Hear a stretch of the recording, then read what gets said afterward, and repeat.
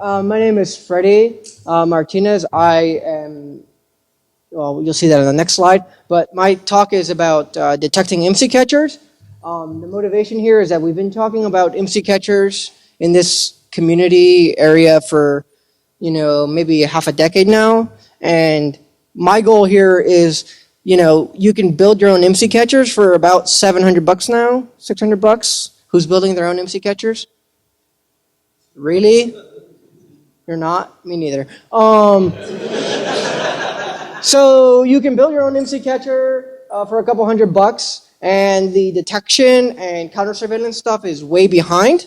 So the motivation here is to bring the counter surveillance back to, we're going to catch up. And that's the goal here. The idea is centered around political protests, because the types of things that IMSI catchers can do are very important for like activists. So if you're at a political protest and someone's wearing an IMSI catcher and is like sniffing all your cell phone communication or is socially mapping the network, that's problematic, and it reduces the ability for people to participate in democratic processes. So that's the motivation here. And also, we're going to talk about things that are cheap, easy to use, and practical, right? Like a lot of us here in this room could probably run a software-defined radio, but I am not going to be running around a protest with a laptop and an SDR plugged in. That's not going to happen. So, yeah, let's get into it. So, a little bit about me. I'm a physicist, and I'm a sysadmin. Vice called me a skinny, fidgety 27-year-old. Thank you, Vice. Some of the work that we've done has been featured in Ars Technica, Al Jazeera, things like that. And I am also an anarchist, and I've been working with leftist organizations for a long time. So the things that we are involved in require security, require information. It requires understanding the threats that we're facing. And for a long time, that knowledge has been lacking. So one of the things that I want to do is merge the political world and the information security world and put these things together in a way that is going to achieve our goals. So the problem. So in Ukraine, the police obtained tower dumps and sent mass text messages to these people like, you're participating in a protest. That's bad, and is essentially trying to scare people from being involved in things that are relevant to them. In Miami, the Miami Police Department obtained Stingrays during this. So there was a huge, large-scale protest against these free trade agreements, and so they bought Stingrays specifically to spy on the activists. And then afterwards, they went to the city council and was like, "Give us money to, because we bought this Stingray from Harris Corporation." And then in Germany, we've gotten reports that local police are lending each other Stingrays around political protests. So there's this group that's developing IMSI Cure, which is an Android application to detect IMSI catchers. They have documented this sort of work that's happening. So these are not like theoretical problems. These are actually happening. So if you don't believe me, just do a little bit of, this stuff is happening. And to avoid it would be to ignore the scale of the problem. Okay, so capabilities. Voice intercept, text message intercept, gathering of IMSIs, which is your phone number plus some other stuff. I'm not going to go into the technical details about how IMSI catchers work, but okay, so then dial number records, who you're calling, duration of calls, that sort of stuff. And then you can also do things like man in the middle, send messages from Mike's phone or whatever, as Mike instead of as whatever. So this is so the scale is essentially if you're sending an unencrypted call or text, someone is going to sit there and could do all sorts of nefarious things. Okay, so last year, the group at Tobias Singo and Carson No and all of those, that group the reverse engineering of Qualcomm chipsets at CCC last year. So they were really Snoop Snitch, really great work. I myself came to DEF CON 22 last year, and I was really interested in MC catchers. Specifically, how do I get into the baseband of these MC catchers? And so I just started filing a bunch of lawsuits. I think Chicago police told me that my requests are the only thing they work on full time. Like one guy said, like, this is all I do for 40 hours a week. So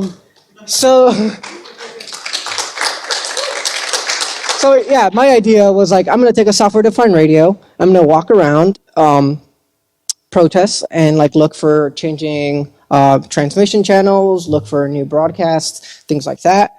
It's impractical for three reasons. If you're a protester and you're walking around with a laptop, the police are just gonna like smash your shit. If you're also, I didn't really know how to run like a lot of the Wireshark tools and stuff like that. So I obviously go to the Wireless Village and learn some of that stuff if you're interested. And the other reason that it's impractical is that like it reduces your ability to function and actually be an activist type of thing. So that was the idea. That was like the last year.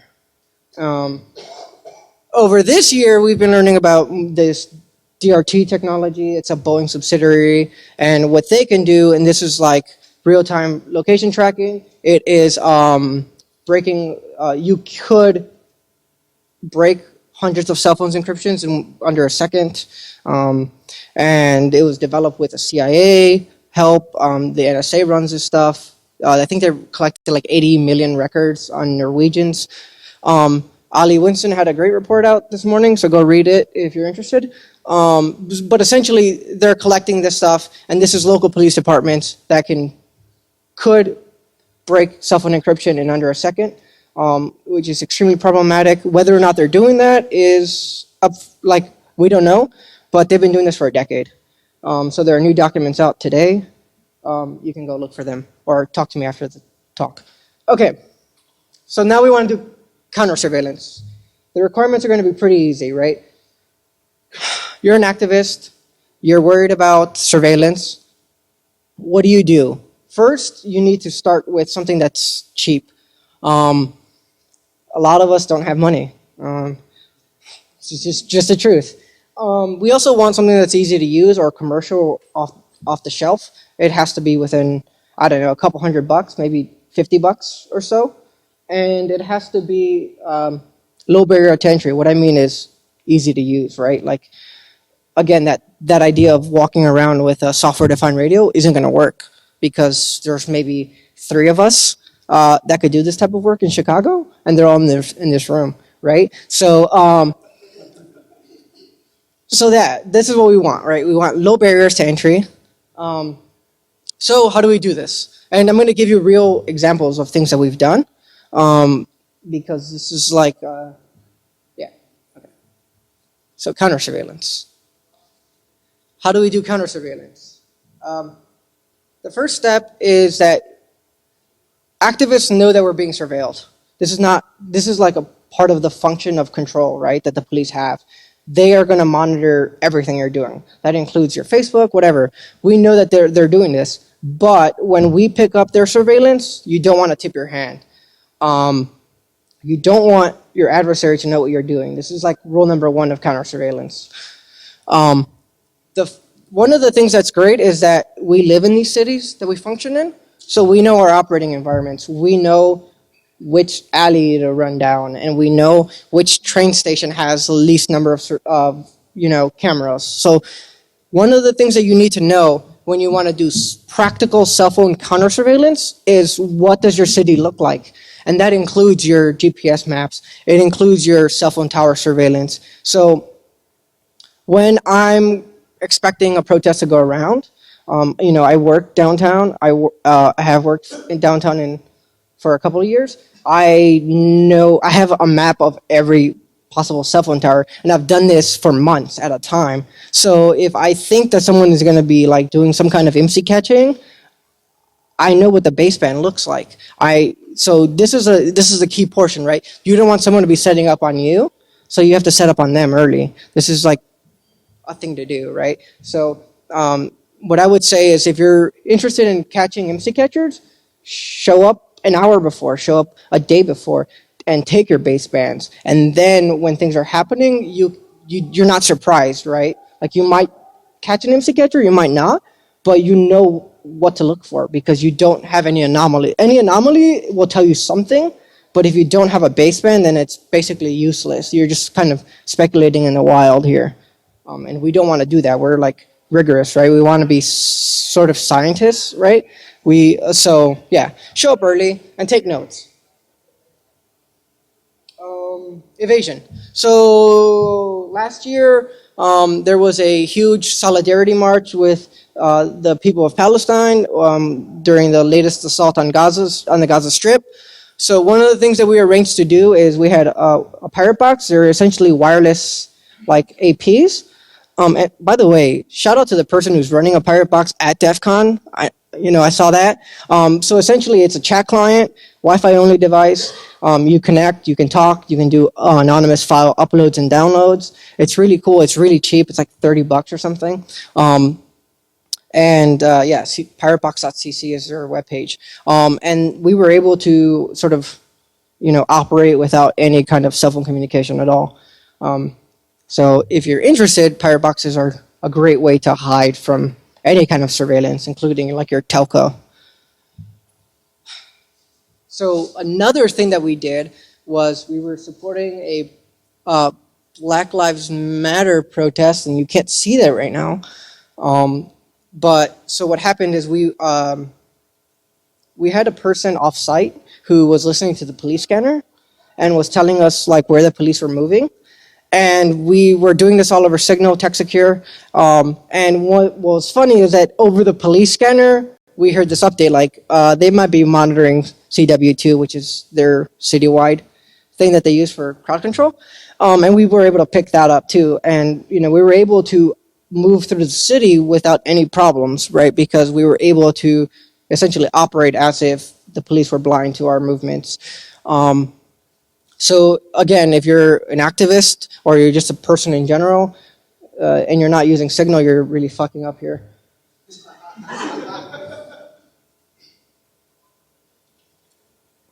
For high security needs, get an iPod Touch with Signal and basically only connect to wireless devices that you trust. You can do the same thing with an Moto E, the Android version, right?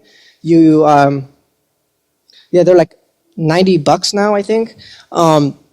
Check out all the components, like they have accelerometers that can actually, like, if you have an accelerometer with a Moto E or any kind of device, it can pick up your, like, how you walk, and that can be used to, like, biometrically track you.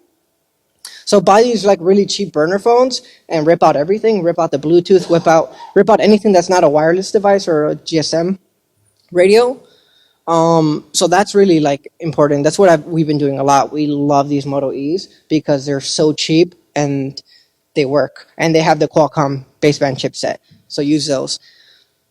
And then in China, one of the things that was reported is they use FireChat, this wireless mesh network.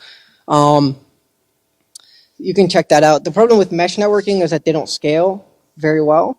But if you've got like 30 people that you want to communicate with, kind of pseudo-anonymously, mesh networks are great for this sort of stuff. So detection is hard. Again, like I said, you have to show up early. You have to really understand your operating environment. So it's a little bit hard to see over here, but there's this Richard J. Daley Center. This is a federal building. There is a big plaza that is used there for political rallies. What has happened before, when we were a little bit less rigorous, we had a political rally in February of 2014, and unmarked squad car pulls up. And in Chicago, they're unmarked in that they're unmarked in that they like obviously don't show police colors, but they have a special license plate that they all use, so we know it's a police car. And as soon as it parks, some GSM broadcast starts coming out of the car. This was the first type of event that we had seen.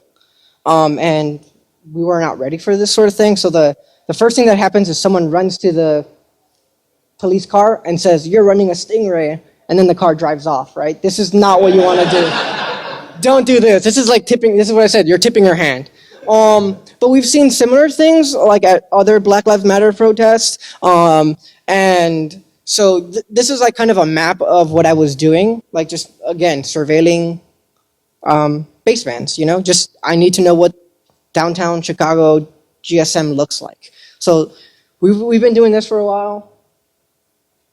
And then on top of it, wrong laptop. On top of it, I've taken Moto E's, I've routed them, prepaid SIM card, I've installed Snoop Snitch, which again is the group that's done the most work about IMSI catching. And they've released this open source application for Android, and that's great. You might install it. Everyone in this room might know how to run Snoop Snitch, but that doesn't tell you anything, right? You actually have to go out into communities that are doing this sort of stuff, doing this sort of work, and teach them, like, what are the risks here? What does an IMSI catcher tell you? Why would you even care that an IMSI catcher is present? So we've done that. We've been doing trainings, across the country. I see a guy from ACLU. I won't say your name, but like maybe if I was with them and they knew I was going to a protest, I would give them the phone or give a neutral third party the phone, right? This is what you want to do. You want to be able to operate, but you also want to have someone that's watching your back. Journalists or legal observers, yeah, exactly. So these are the kinds of people that you want watching your back. A journalist would be good. Exactly. Okay, hardware detection. I've been working on so there's this company that sells phonas. They're 2G microcontrollers. Essentially, what you do is you get direct baseband access as serial modems. They're only in 2G, but you can access it directly. And so I've been working on a little bit of code. It's essentially a logger, right? You log all the GSM information that you can. You can query neighboring cell phone towers. You can query what ciphering mode is used. So you just write some code. This is more like a hardware hacker level type of talk or type of thing that you would do. But you can totally do this. Unfortunately, it's not in like 3G or 4G or LTE, but yeah, if you have direct baseband access, you have so much more information, which is why Snoop Snitch and all these tools are like so powerful. Okay, future work. As I mentioned, we understand these risks, but we're technical. The people that are most at risk for surveillance are not technical. They're poor people. They're immigrants. They're sex workers, they're, undocumented workers, they're, people of color, and they don't know these risks. All right, so I can sit here and tell you that there are tools to dump your cell phone forensics, but that doesn't tell you anything. If you talk to someone who's been stopped and frisked by Chicago police or NYPD, and you tell them that these things exist, that might, get them to encrypt their phone or something. So our goal here, or our task, is to go and teach these things to what we would call maybe common people, but just everyone, right? Because other people, don't know these things, and we do. So it's on us to really do some mutual aid and assist others. Find people that you trust and give them Moto E's, like legal observers, journalists. Like root the phone and give it to them. It's maybe an hour's worth of work, but it will tell you a lot about what's happening in your city and like really nefarious activities that the police departments do, because they do it. The cost of surveillance is only going down for cell phones, and it's really on us to make it more expensive, and that means like making detection easier. And if we make detection easier, then it's only going to drive up the cost of surveillance, and that's what we want. We want to raise the barrier to entry for police departments or FBI or whoever is doing the surveilling. And then if we had access to like 4G, LTE, microcontrollers, we could do a lot more interesting things. Right now, that's not happening outside of like Snoop Snitch and things like that. I will mention one last thing, is that governments are getting into the space of MC catching. I don't have $7 million for a commercial solution. I don't know anyone who does. If you have $7 million, come talk to me after. Um, but if we can push these things, so yeah, $7 million right now. In 5 years, it's not going to be $7 million. It's going to be more like several $1,000s, right? And that's a lot more approachable. So what we want to do is we want to be those people that are hacking on the software side or on the personal. So we want to hack, right? We want to hack such that it makes it so much cheaper and easier to detect this cell phone surveillance that it makes it impossible for them to operate. And that's only going to happen if if we actually talk about these issues and really actually go out into our communities and do these things. I think that's about it. I have a bunch of references. And I do want to thank everyone from Southside Hackerspace Chicago, the Crypto Village organizers, and my attorney, Matt Topic, and everyone else that's on this slide. Questions?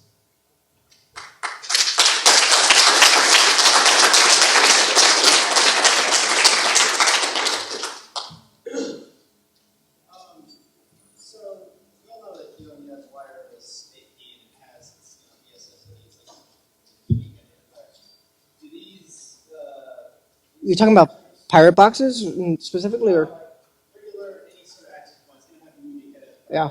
Do these have something similar? You can see that, oh, well, it showed up here one day, and then it showed up here the next day. You're talking about like if cell phone towers have their own? Well, do the instant catchers specifically have a way that you can profile these catchers? Oh, yeah. Do you have a, so the thing that they can do is they can define all this stuff in software. So there's like a lot of randomization that they can do. So like with an IMSI catcher specifically, like let's say I'm running an IMSI catcher, I wouldn't set it to like AT&T, or I wouldn't use that. I would just use like New Zealand or something. And that's actually like a great way to detect them, because they want to be so different that you wouldn't mistake it for an actual AT&T tower. So it actually works out in your favor. So they do have some kind of like profiling information, but actually what they do to evade detection actually tells you a lot about what they're doing.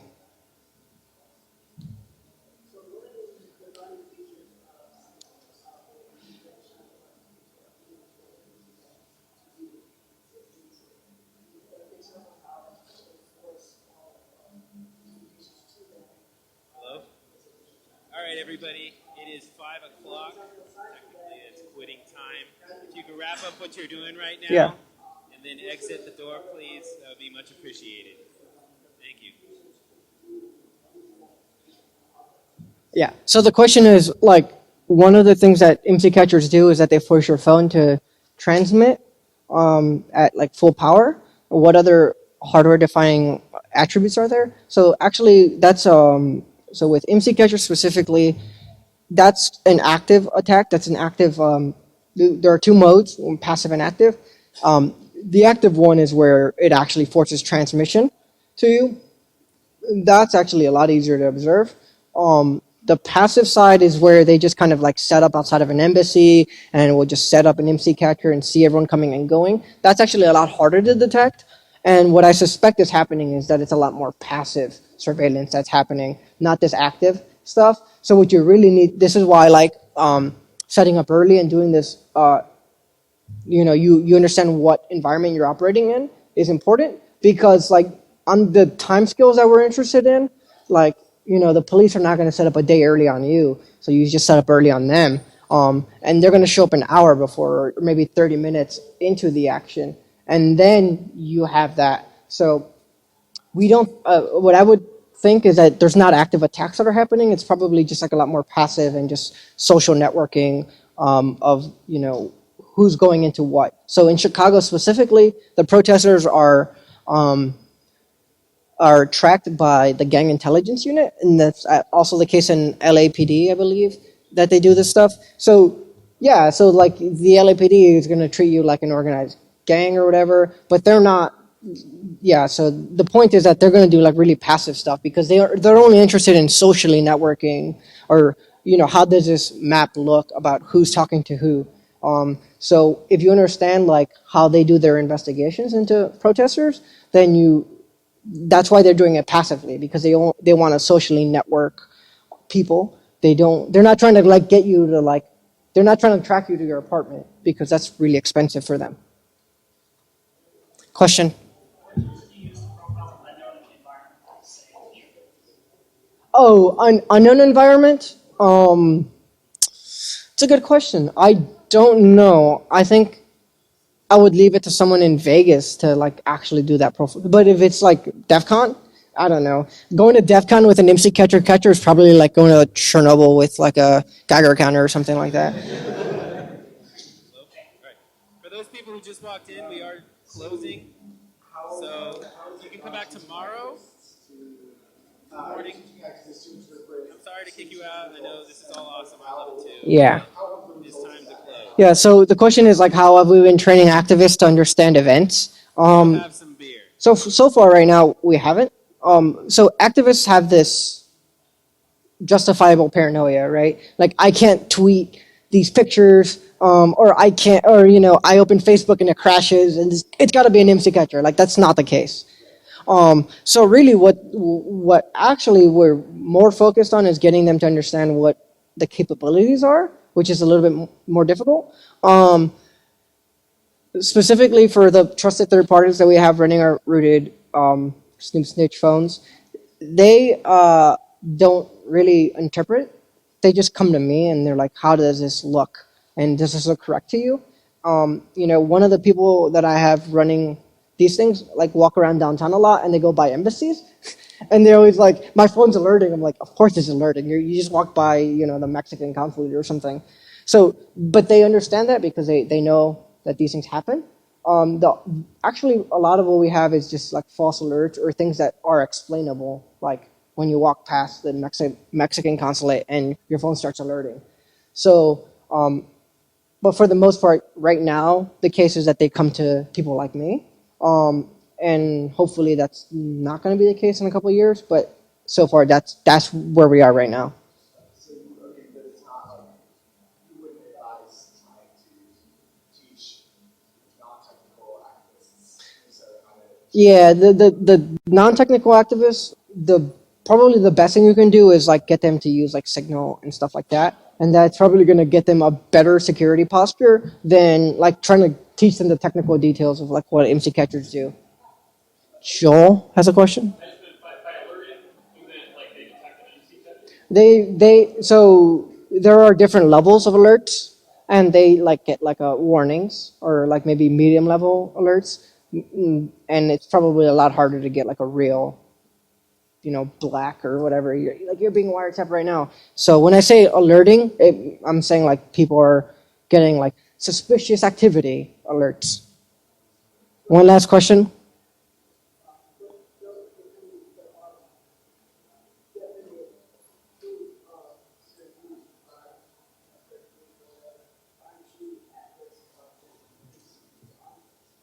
So the question is whether or not we're increasing the arms race by doing MC catching. I don't know. Like Harris Corporation is trying to buy like a bunch of MC catchers. So what does that tell you about it? It's probably they're trying to reverse engineer some of the stuff that's being developed in software. So if the question is about increasing the cost of doing things, like great. If it makes it more expensive for spies to be spying, because spies are going to spy, I'm all for it, because that's fine with me. I'm with it. If it is an arms race, because like all things that are technical are arms races, right? But I think 100 years from now, if we're talking about wiretapping, like wiretapping used to be so easy you could actually like literally plug wires in and read the voice, right? And now it's a little bit more difficult. It's more, there are different technical limitations. So if it's about increasing the capabilities of your adversary, then I'm all for it. They're still going to find their money. Like the FBI is still going to get their money to, wiretap people. Like that's always going to happen. But if it makes it a lot harder for them to do it, then I'm all for it because the FBI is horrible. Okay, yeah, Cooper, go ahead. Actual last question. Are there any indications that that law enforcement agencies are worried about anti-catcher catchers, or that's just off their radar? Ask me again in a year or two. No, so the question is whether or not like police are worried about MC catcher catchers. I don't think so because even like the capabilities of MC catchers are very compartmentalized in police departments. They don't want other cops to talk about like to know. Like if you're like a beat cop or something and you're not in like gang intelligence, they don't want you to know that they can like sniff numbers out of the air because you might talk to your spouse about it or your partner. So even police don't want people to know about this stuff to their own culture. So yeah, it's very segmented. Maybe there's I don't know, maybe 40 people who really do like surveillance like with MC catchers in your major local police department. But no, they don't even know about this stuff. So MC catchers is probably not going to get to them in maybe like a couple years. Yeah, so we want to be ahead of the curve here. Yeah. Thank you, everyone.